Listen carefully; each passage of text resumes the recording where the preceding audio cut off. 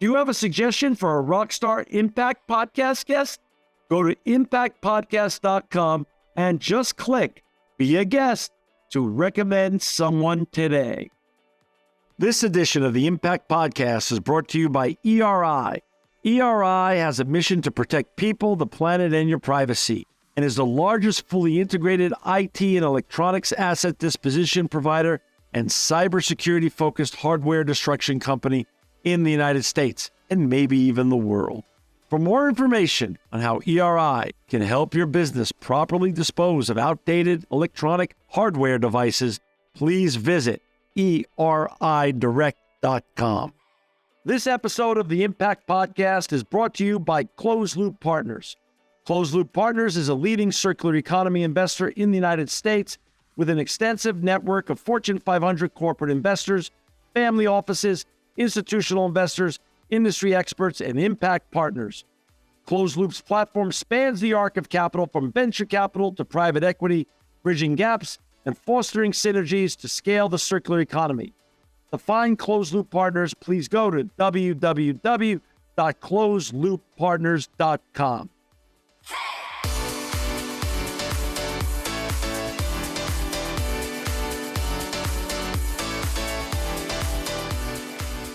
Welcome to another edition of the Impact Podcast. This is going to be a wonderful edition because we've got with us today Nadia Spellman. She's the founder of Dumpling Daughter. Welcome to the Impact Podcast, Nadia. Thank you so much, John, for having me. We're so happy to have you because this is going to be just a wonderful and delicious version of the Impact Podcast today. And before we get talking about your entrepreneurial journey at Dumpling Daughter, talk a little bit about growing up, how you grew up, and what was going on when you were growing up, and how you got even on this fascinating and wonderful and delicious journey you're on. I was so fortunate to have the parents that I did. I grew up in their restaurant, and it wasn't just any restaurant. It was the most high-end Chinese restaurant that I've ever been and that Boston had ever seen at the time. So in 1984 is when they launched. And I remember that everyone was in tuxedos. You had to wear a tuxedo to be a restaurant guest. And Governor Dukakis, Julia Child, celebrity chef Martin Yan, Yo-Yo Ma, the famous musician, they were all dining there. And what a childhood it was to be surrounded by that kind of atmosphere and to really be in it and have those memories. Okay, so Nadia, so let's frame this up. I know I lived there. I lived in Boston in 1980 when I was a freshman at Boston University. I lived on Bay State Road. What part of Boston in 84 was your parents' restaurant? And it was called Sally Ling's, right? Yes, it was named after my mother, and her maiden name was Ling, so Sally Ling's. And it was on Commercial Street. It was near the aquarium and the North End. So it was right at the foot of the North End as you're going towards the water. Ah. And North End being where Little Italy is, and right, that whole area. Correct. Correct. So how old were you in 84? You were a kid. Do you vividly remember the opening and meeting Yo-Yo Ma or Julia Childs or any of these unbelievable iconic figures? Yes, it was 1982 was when I was born. Okay. So I was little. So I didn't frequent the restaurant when the grand opening occurred. But I remember going there as a 5, 6, 7, 8-year-old. I absorbed a lot of it. And I obviously have so many pictures too.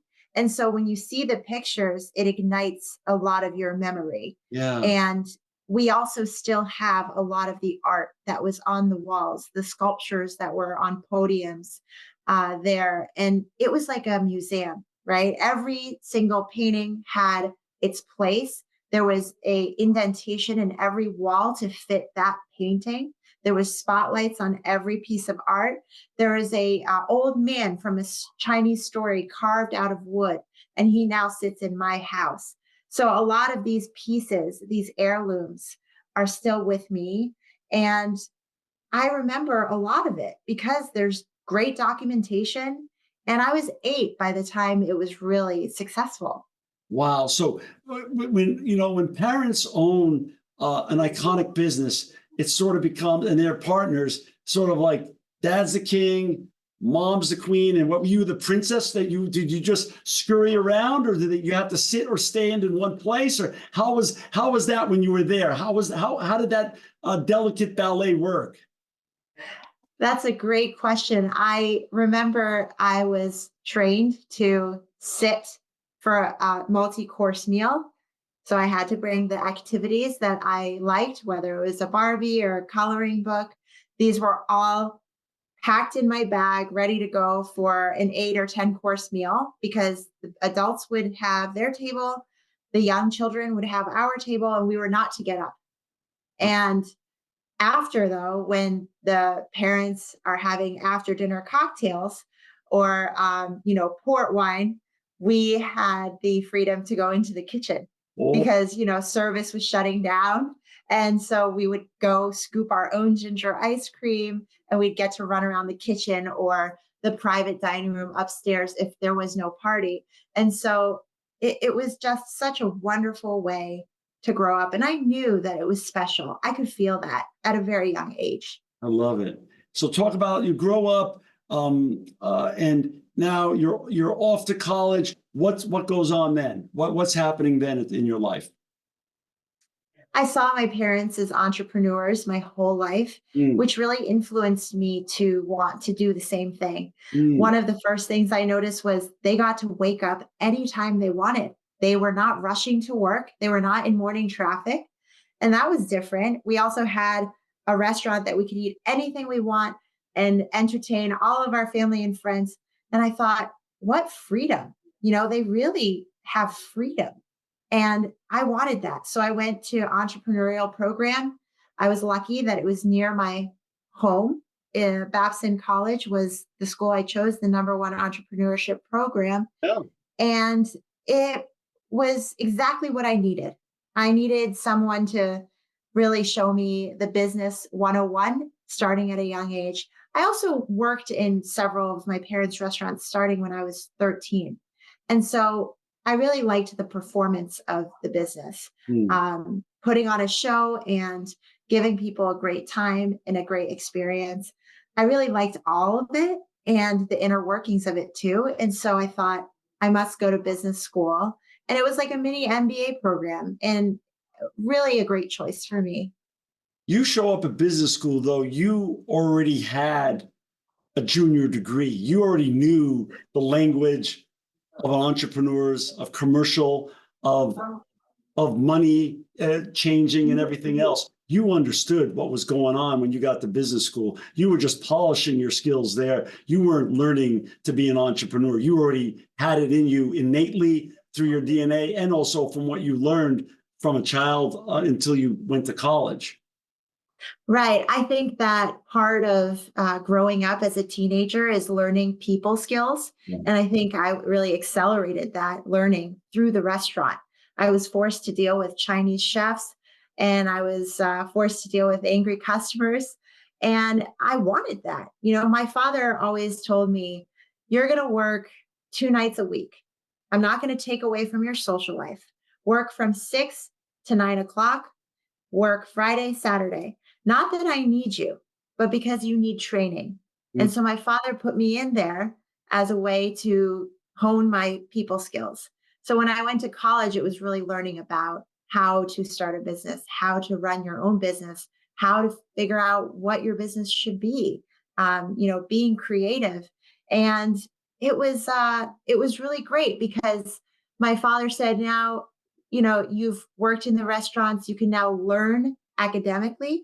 And now this is when your experience begins, right? Because we get better with experience and time um, as a foundation. And so that's when he advised me to get my first job in finance.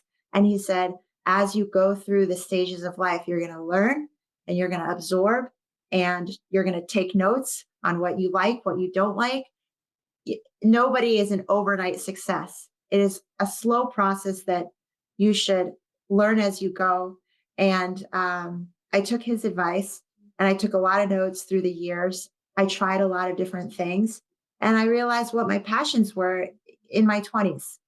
When you started college, when you started the entrepreneurship program, did you have a predisposed notion that I'm going to be, as an entrepreneur, X? Did you say I'm going to go do my own restaurant? I'm going to go in the food industry, or you had other aspirations or other visions at that point when you started the journey? Many visions, not just food. When you're in college, you're reading, the Harvard Business School case studies. Sure. You're reading about the Body Shop. You're reading about different restaurants. You're reading about Champagne, France. I mean, your mind is open to all these different Yeah. industries. Pet food, right? How it's the most Yeah. high profit margin business out there. Cosmetics. And that was what it was about, learning about all these different opportunities. And I had so many ideas, but the number one thing they taught us is, you know, look for a need, look for essentially white space. Right. Where can you fill a need?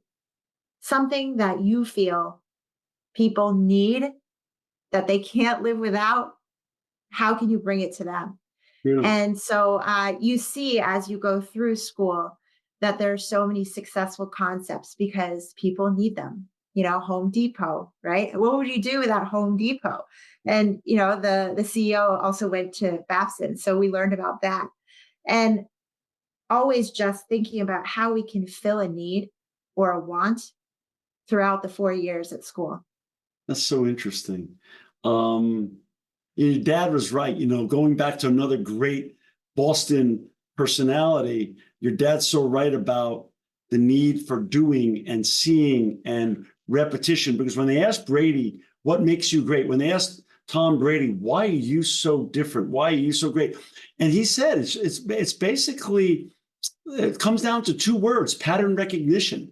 And when you could recognize a pattern, when he gets behind a line of scrimmage, he said, when he sees in the defense what others don't see, because they haven't seen enough defenses over years, thousands and thousands of times, and all the tape he's watched. When you've done something so long, and when you've had so much experience already growing up, and then, as you said, as you get into school and you're reading different case studies and you're seeing different patterns in different industries, but then you can align them, it just things become clearer, at least when you can start recognizing patterns and stuff of success. And there's lots of common threads when you look at all those great businesses you mentioned, the Body Shop or Home Depot, or so many other iconic great brands that have risen just from nothing. So you get out of business, you get out of college, and where does your journey go from there? So in college, I learned about, creating good habits, uh, being a consistent person that shows up, being present, right? Because those are all very key in being successful at school. Creating goals, meeting those deadlines. And my dad said, I think your next education should be a nice job, a foundational job that after that you can do anything. So get something on your resume that looks attractive, that makes people think, wow, she's good enough to get that job. And what will that job be? You give me some ideas. And so I had to tell my dad all the different ideas I had. He said, you're essentially going through another training program, another stage in your life where you're learning, and find that foundational first job. And so in Babson, it was always finance. So I went into investment banking, Mm. and numbers was not my favorite subject, but it gave me an opportunity to go to New York City and follow all my friends that wanted to be like the guys on the movie Wall Street that was like constantly running in the dorm room TVs. And we all want to go to Wall Street, so let's go. And it was a great foundation, because it further fine-tuned my ability to analyze, to meet deadlines, to have meetings in a professional setting, to work with elders, managing directors, and to find your way. Because in an investment banking office, there's so many of us in the cubicles, Yeah. and the perimeter of the office is all the big bosses. And how do you make yourself stand out amongst all your peers? And that's something that I also figured out while I was there. I didn't really like the day to day cubicle work, sitting in the cubicle, going out for lunch. It got really boring for me. And it made me realize I really do want to be an entrepreneur. Everyone would talk around the coffee station in the kitchen. When they get Dunkin' Donuts, everyone's standing around eating the donuts. And you go back to your desk and just work again. I mean, I thought, do I want my boss's job? And no offense to very successful investment bankers, but it wasn't for me. Right. I didn't want my boss's job. And if you don't want your boss's job, get out of it. Get out of the industry. So true. And I looked at how hard they worked into the night eating dinner at the office, and I wanted something more for myself, especially being a woman. I knew that even if I made it big and was an MD at one of these banks, I wouldn't be home with my kids. I wouldn't be at their sports games. And so I said, you know what? I'll use this job as a stepping stone, and I will figure out what's my next step. And I found myself constantly in my free time looking up recipes, looking up restaurants to try, reading restaurant reviews, and cooking on the weekends. And I realized that fire in me is still related to the food industry. And I just was seeking out all the most tasty foods or the most interesting experiences in New York. And it allowed me to really do some, I call it R&D. I did R&D on what I was passionate about. And my job allowed me to pay for myself and support myself as a 23-year-old. And that built confidence, right? And my father framed my business card and he put it on his shelf and said, look at you. You are independent. You are an independent woman. And I think that positive reinforcement really was very, very important for me. I didn't really feel it at the time, but I think it drove me to want to be further independent and make him proud and make my mom proud. And so it's those moments I think that really reinforced when I was a young adult to continue to search and succeed. You make a great point. There's a lot of young people that listen and watch this show, and they're always trying to figure out what they want to do. But knowing what you don't want to do is also as important as knowing what you want to do and crossing those things off your list. As you said, you didn't want to be your boss. So that was easy to cross off your list so you could look elsewhere and figure out where you wanted to go with your life. I think that's such an important lesson. And the common theme that I've seen in everything you've written and what you're saying today and what I've seen on you before, Nadia, is that your parents were such a strong influence on you always in terms of mentoring and coaching and loving you and giving you the confidence to keep going forward. Keep going forward.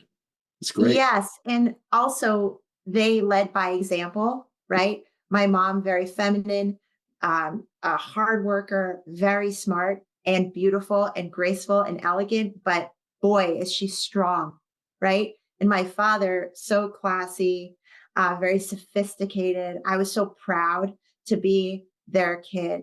And I think even at a young age, they both taught me about the skill of recognizing your strengths and your weaknesses, because they also raised me to be a child athlete. And so they were very real with me about what you're good at, what you're not, and know what you're good at and know what you're not good at. And let's be real about it. Let's not devote your time to something that you're clearly not very good at.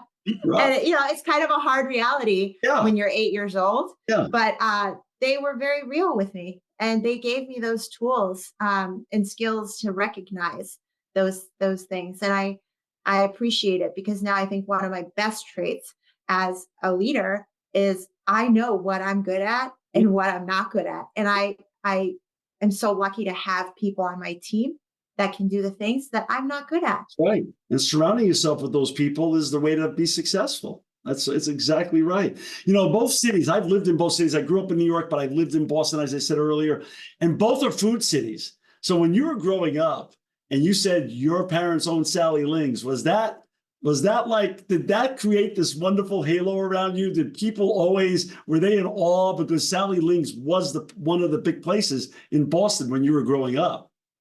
Oh yeah, I felt very cool. I Yeah. definitely did. I felt very cool. I felt, like so proud, Right, of that course.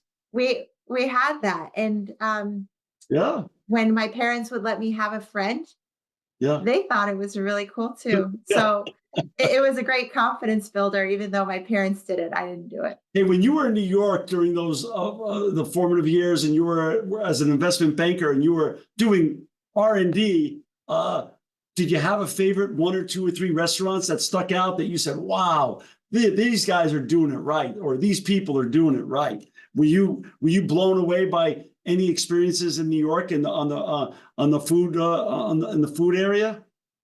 Yes, I was blown away by the perfection of the three-star Michelin restaurants, right? Mm, The Jean Georges, the Daniel Boulud's, the Eric Repairs, these famous French chefs that executed literally to perfection, 110%.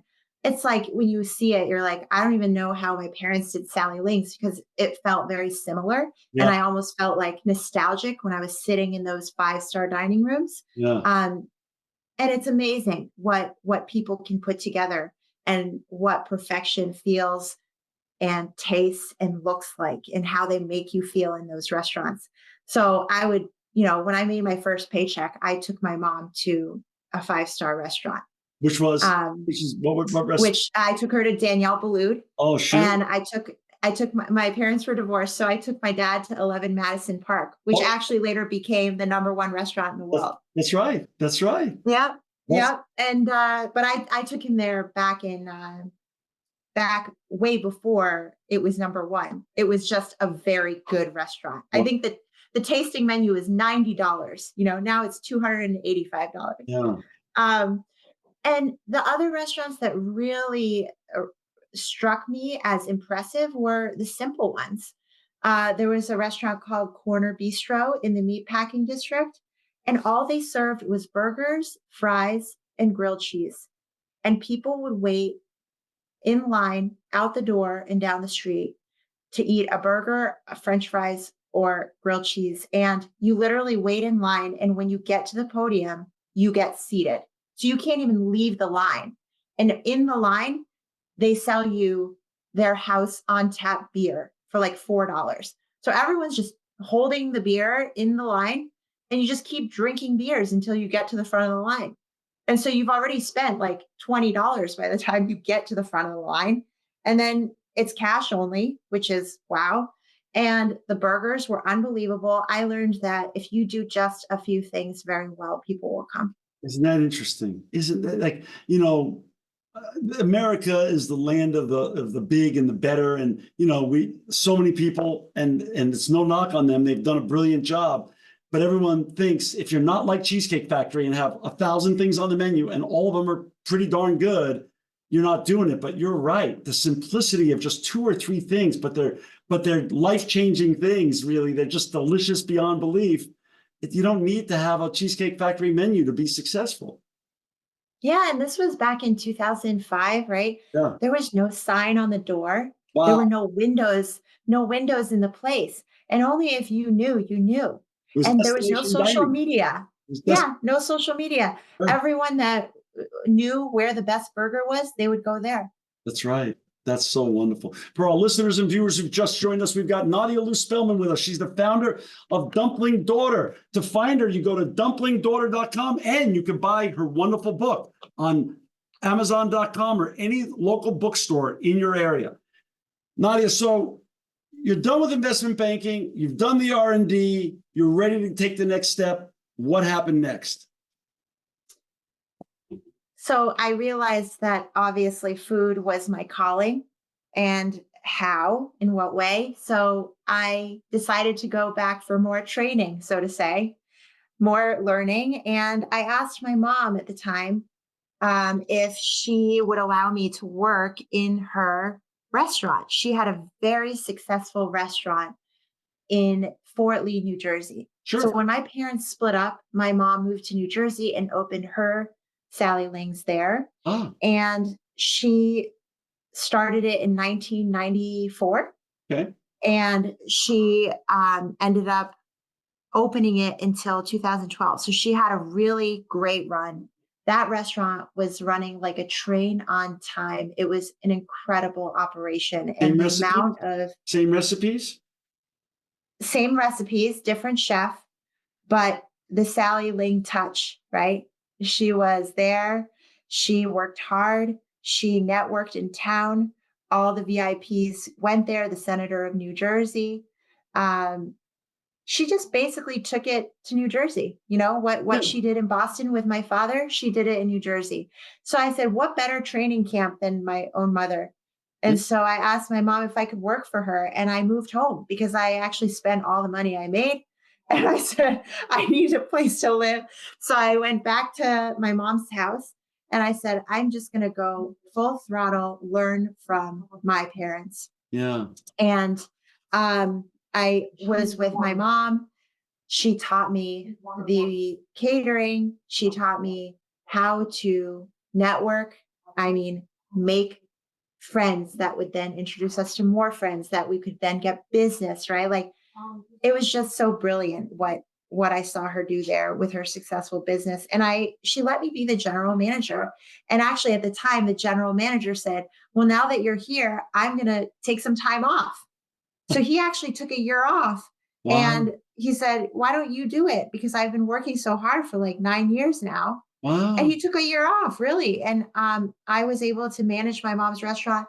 During that time, I started making pros and cons lists of the restaurant, of the industry, of what I would do if I opened a restaurant. I didn't like having a full bar. I didn't like dealing with linen companies or doing tablecloth because the lint from the tablecloth gets stuck in the refrigeration unit, which I never knew. You know, Wow. you have to get maintenance on your refrigerators more when you have linen in your restaurant. Wow. Also, it's expensive, right? Yeah. To set the table every time.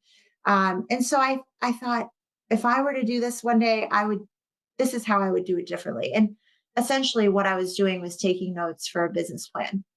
No. And when I decided to move back to Boston to be with my husband who proposed, he said, we're going back to Boston. And I thought, well, now I have to do something because that's where my parents' roots are. That's where the legacy lives. And I need to somehow ride those coattails. I I need to continue on and celebrate that legacy that they built. And I need to pay respect to what they did. And how am I going to do that? And so then that really started this intensive kind of brainstorming, business plan writing, fine tuning the business plan, clearing the vision up. Um, so I could be very focused on what I wanted to do. And I remember when I moved back to Boston, the Boston Globe somehow reached me. They were doing a history of Chinese restaurants article, and they heard that Sally Ling's daughter is in Boston. And I told the writer that I might open a restaurant, and she wrote it in the article. And when I saw it in writing, I said, I was just talking freely. Now I have to open a restaurant, you know, and the fact that she wrote it in there, then online, people were like, I heard Sally Ling's daughter is going to open a restaurant. And I thought, well, now there's no way out of this. And so it actually held me accountable because it was in print. But I thought about it, I said it, and then it got printed, and then I felt like I had to. So that was kind of funny. My therapist would probably say that was all by design. That way you knew you had no way out and you were going forward. No looking back. I think you're right. What I year was think that? What year was that? that article was written in 2012, and 2000. I opened Dumpling Daughter in 2014. How'd you come up with the concept of dumpling daughter? Why dumplings and why this amazing, wonderful name, alliteration dumpling daughter? How'd you come up with all that? I wanted to create a simple concept. My father always told me if you have to be in the restaurant business, could you do it in a smarter way? Not like the way most Chinese do, which is hundreds of items on the menu. Could you do something more like that you could, I don't know, um, make many of the same thing and sell a lot and then copy paste those restaurants? Like, don't do this fine dining style because the profit margins are so low and it requires so much care and love in there. He said, do something where if you weren't there, it would be fine. Something standardized. And that was his advice. He said, if you Great did it, advice. this is what you should do.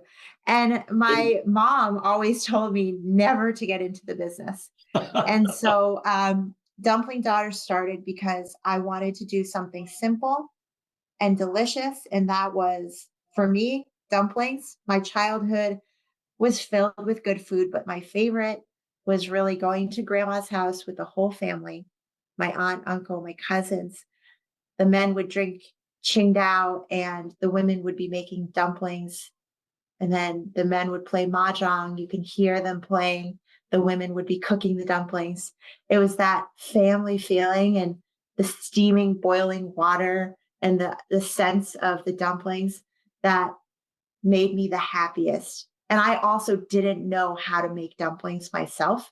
And so I thought, this is something we need. I need accessibility to dumplings. And most kids that are not Chinese weren't fortunate enough to grow up eating dumplings on Sunday Right. like I did. And so I wanted to share this feeling and experience and the aromas and the flavors with other kids, other families. And that's why I decided to open a dumpling shop. Got it. And the original idea truly was, though, to sell frozen dumplings in the supermarket that people could easily cook. And then I got the advice from a very successful entrepreneur that I should open a restaurant and test the market first, create a brand name that people will follow you, and come up with something that is different that people will say, wow, these dumplings are good. The brand is great. And then you have something to bring to supermarket buyers. She said, create a brand that has a following. And that was Stacy of Stacy's Pita Chips. She said, create a brand that you're going to get a following and get feedback from your customers and just try it out. And so I wanted to come up with a fun, whimsical name that felt like childhood. And I also wanted the name to represent that I was somebody's daughter, somebody very important and cool. And I wanted to show off the fact that I was their daughter. And I've always loved Disney since I was little. And so I took Minnie Mouse as an example and said, I want a girl as a dumpling to feel like Minnie Mouse. And I want it to be fun. And I want all people of all backgrounds to feel welcome in this location. So I played like kind of loungy, fun music. It was bright, it was red, and it incorporated purple because that's my favorite color since I was little. And so just kind of digging deep, digging into the core of who is Nadia? What does Nadia enjoy? And how do you want to show it to the world? And that was Dumpling Daughter, the first location. And where was that in Boston? It was in Weston, which is my hometown where I grew up, about 20 minutes drive from the city. Got it. And so was the mom and dad were at the grand opening, I take it? Well, so dad passed away when I was 27 in 2009. Okay. And he left me with so many pieces of advice. And it's so interesting that the parent that dies, that's the one that speaks louder. It's true. When one parent is gone, it's like you remember all the things they said and you want to take all their advice. And here's my mom alive, amazing. And she's in the restaurant working next to me, literally elbow to elbow, helping me. And when I am upset, she's there to console me. When I'm angry, she's there to say why. Explain it to me. I mean, it's like the advice of my father, my late father, and I had the physical help and love of my mom. And so it's like I had this big, strong teacher in me, in my mind, the memories. And then I had something real next to me. And I think that gave me so much strength. That's wonderful. I think that's so true. And I think that's a great point. But to have the real Sally Ling in person next to you, wow, what a feeling. What a feeling that must be as well. So Sally Ling was there at the opening, I take it. My mom moved in with me and stayed with me for, I want to say 30 to 40 days. And Wow. she was with me every single second of those first 40 days. And she had never cooked in a commercial kitchen. This Ah, was the first time. She'd been in the restaurant business for 35 years. She'd never cooked in the commercial kitchen.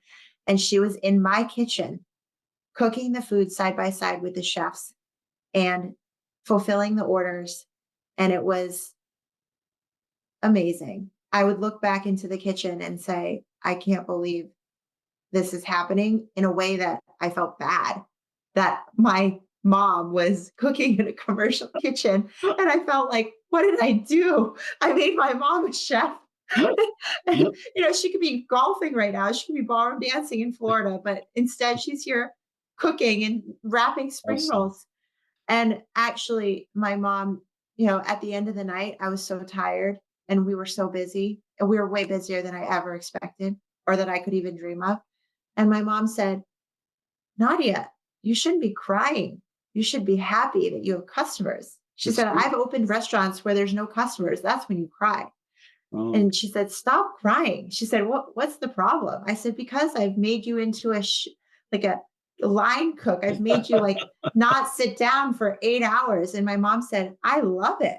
She said, oh, I love it. And she really did. I could see her like competitive spirit, her ability to have that endurance. Like, that's what I mean by lead by example. Is like, for the first time, I saw my mom totally differently, is that she can do anything. And she doesn't get tired if she loves it. And I was like, wow, she's a passionate woman, that woman. And right. so it was incredible to see, at the time, very emotional. That's awesome. So you launched the first restaurant. Is it on track with the business plan, exceeding, below? What's the first year like? What's the first 2 years, the climb? Like, when do you feel like, I'm onto something, or did you not have that feeling the first couple of years? I was so glad that I was actually right. Opening Dumpling Daughter, being Sally Lane's daughter, really did push me into the press. And the head food critic at the Boston Globe showed up in the first month. She ate there 5 times. She wrote a glowing review. I've never read a review so amazing. I cried again. Lots of tears. And the line was so long that we sold out of food every day for about 3 weeks. Was And then this? shortly after that, we were on TV. And Wow. so, the press came, Yeah. and that first year was beyond my dreams. Yeah. And I thought, wow, my business plan was very aggressive. It said I wanted to open 3 to 5 locations in Boston. But with this one location, I am really happy. And so, your dreams and your goals do shift Sure. as you start the business, and as the environment around you changes, things change. Sure. And it was really the response to the restaurant that made me want to grow the restaurant. Ultimately, it was how popular it became. I thought, we got to do this. We got to do more of this. And I was lucky to have an incredible team in the Weston restaurant. I couldn't have done it without key people involved, the head chef and the general manager. They were able to handle this business like it was their own, which allowed me to grow. And the recipe for the dumplings was grandma's recipe, Sally Ling's recipe, or was it a different and new recipe that you came up with as a mixture of other recipes that you found along the way? These were all family recipes Family. that Yep, passed down. Also my mom's. My Well, mom had a huge influence on every dish on the menu. Um, and then the things that she didn't understand, she'd say, "Why do you want that?" And I would make it myself and show her, and she'd say, "Okay." It was really a beautiful brainstorming session over the menu and how things were going to be done. But there was constant changes even in the first year. We're constantly changing things, right? You can't just keep it the same all the time. but isn't that a great entrepreneur? A great entrepreneur remains open and flexible to making adjustments to what the marketplace dictates. Yes, yes, we have to evolve with the times. And right, the pandemic was really hard for restaurant owners, and we had to pivot. And it's such a challenge, all of it. It's every day there's a new problem, but there's also a great celebration in every day. And so it's never, never the same stuff, right? And that's I think what is exciting about being an entrepreneur is that no day is the same. You don't know what to expect. Um, but at the end of the day, there's a lot to celebrate. When did And when did you open more restaurants? When did you decide to open more restaurants? I opened the second restaurant in 2018, and that's when a private equity firm invested in Dumpling Daughter, and we raised $1 million to open some restaurants. So I opened the first restaurant in 2018. That was part of the investor group, and Where was shortly that after one? that, And where was that that one? was in Cambridge. Okay, down by Mhm. Harvard. Got it. Yep, Yeah, yep. And then the second location was in Brookline near Fenway Park. sure. And that was supposed to open in March of 2020 when the world shut down.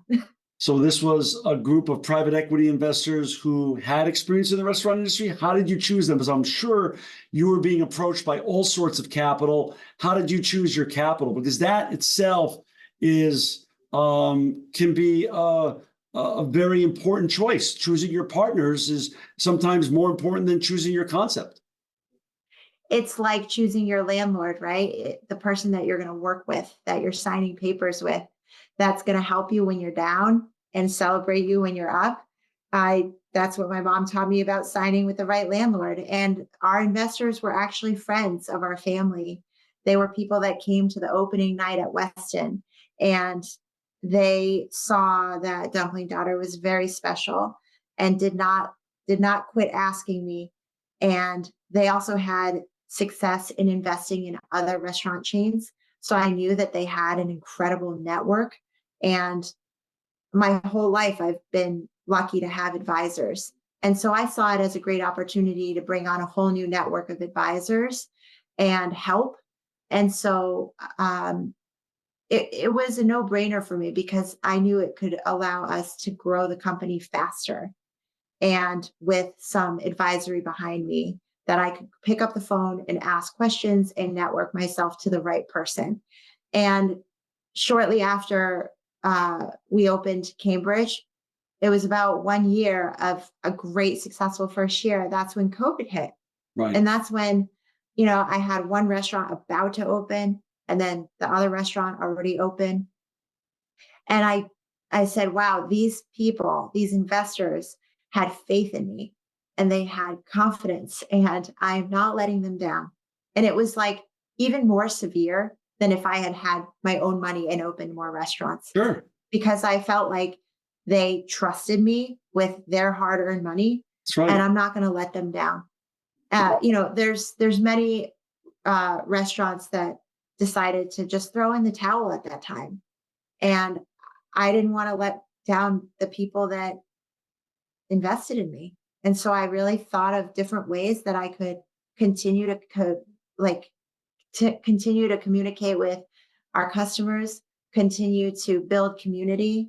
And in a time when people were going through a lot, staying at home, I wanted to engage them. And so I started doing the virtual cooking classes, which led to the book because the recipes were so good.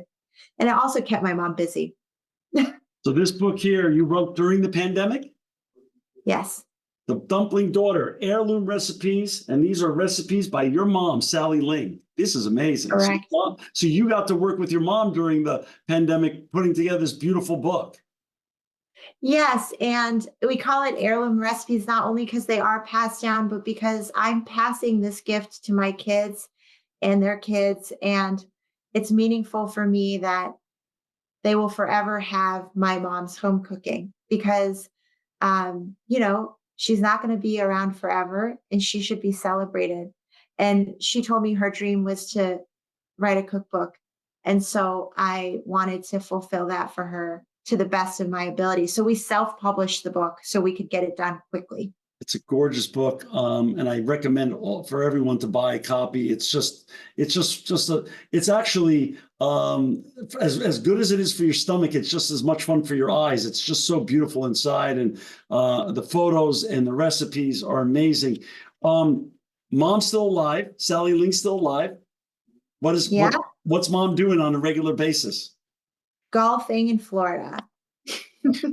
So that's a great thing. Good for mom, right? She golfs and she cooks for her friends. And her way of showing love is cooking. And so she cooks every day. She has dinner parties.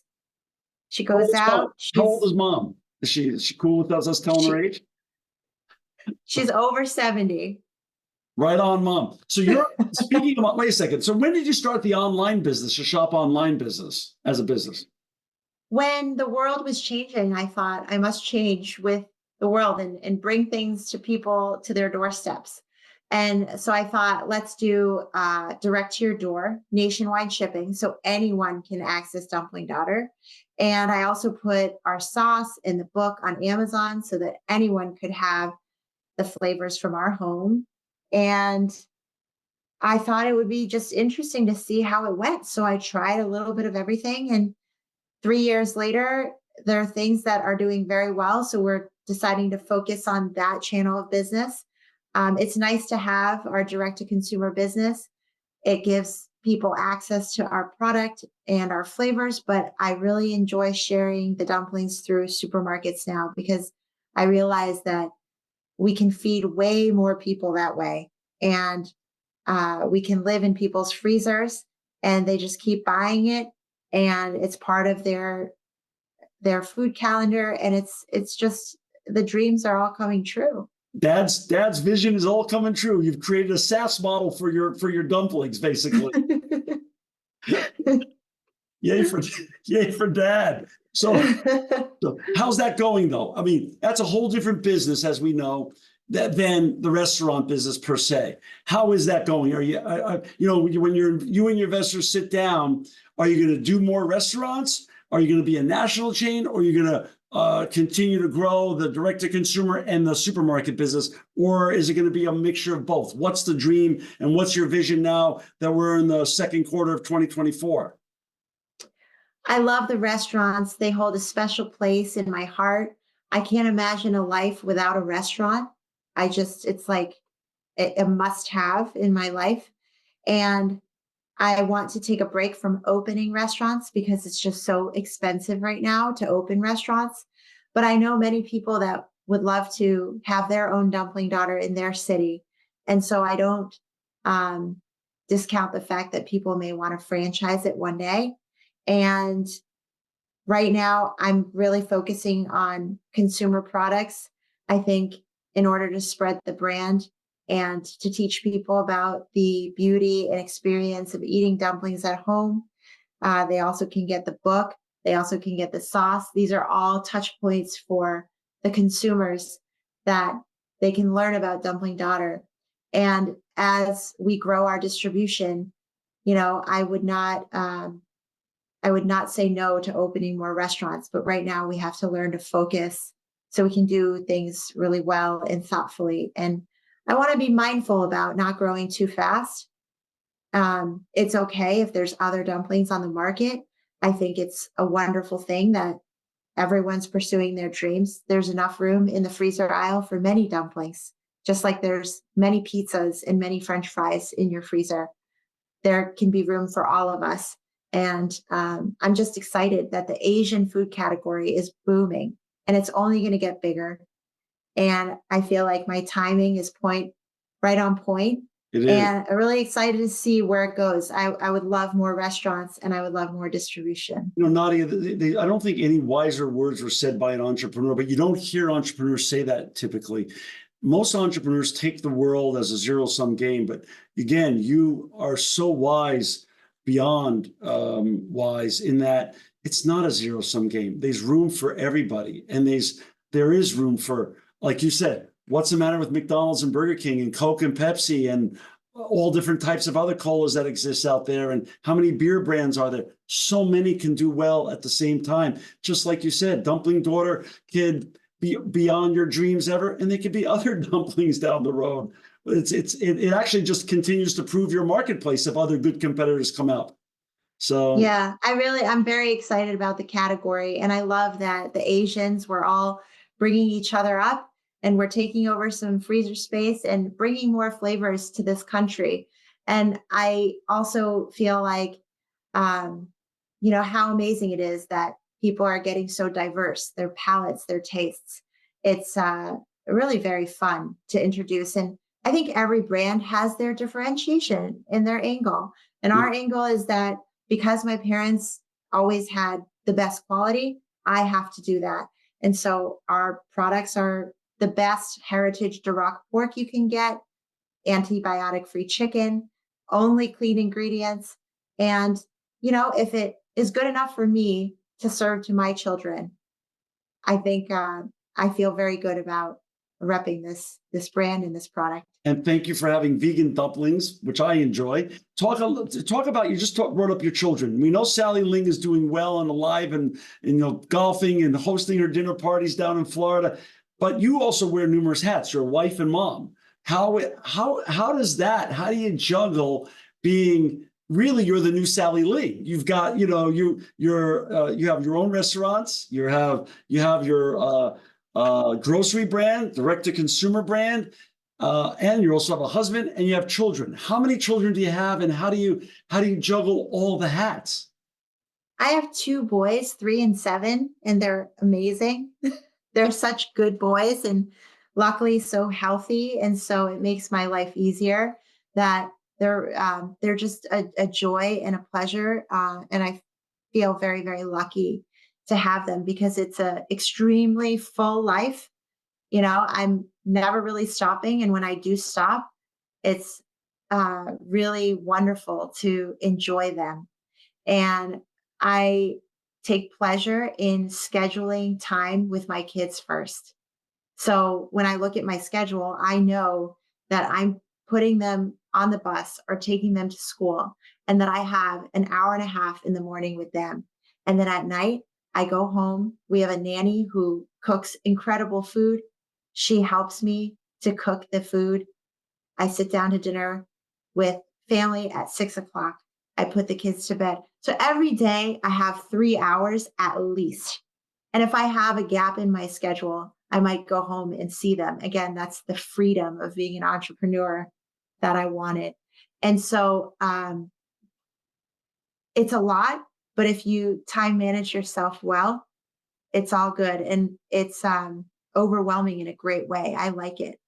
Yeah. You grew up with really legendary parents in many ways, and they were not only legends in what they did and great at what they did and iconic in what they did, but they also were, it sounds like, legendary parents. It's a big shadow, mom's shadow, dad's shadow. How do you work with that burden and responsibility of not only being a great role model to your children as an entrepreneur, but also as a parent? Because the words of wisdom that both parents have given you and also lived out by example, how does that weigh on you? And do you ever see history repeating itself in terms of your children wanting to work in your Dumpling Daughter restaurants and you bringing them in and giving them the joy and the feeling of presence and importance of my mom owns this place, but also the joy of running around the kitchen and enjoying the food and the camaraderie of the other employees there?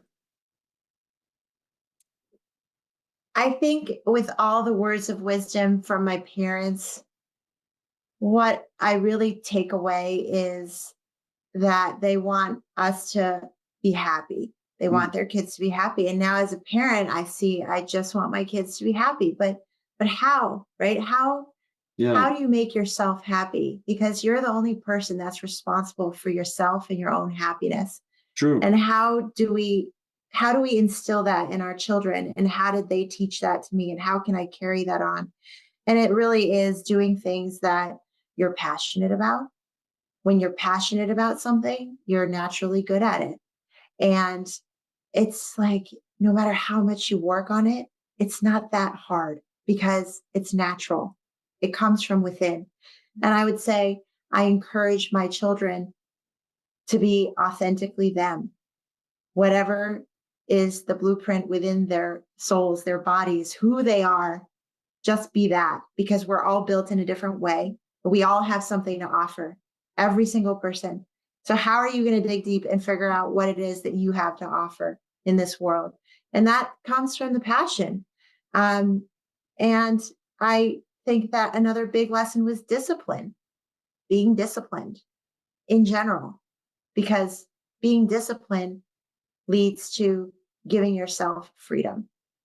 And I want to instill the discipline in my kids, understanding when to start, when to stop, how to set goals. I think that that's what leads, consistent discipline and consistent good habits take discipline. And that leads to the happiness and the freedom. Because when you have freedom and health, you have everything. It's true. Do the boys come into the restaurants on a regular basis with you? They do. They love it. They ask for it. And that makes me very happy. Do you see the same joy and delight in their faces and their behavior that you had at the same age in Sally Ling's? More actually, because their friends have the Dumpling Daughter keychains, right? Oh boy. They even at age 7, they ask their parents to send them to school with Dumpling Daughter in their lunchbox. So it's more childhood than Sally Ling's was. And Right. so the kids really catch on to it. And I love that because that was the goal, is to share this childhood experience. And now the children want it. I love it. Nadia, let's give a shout out. What supermarket chains carry your great products so our listeners and viewers can go enjoy them in their own home and enjoy them with their families as well?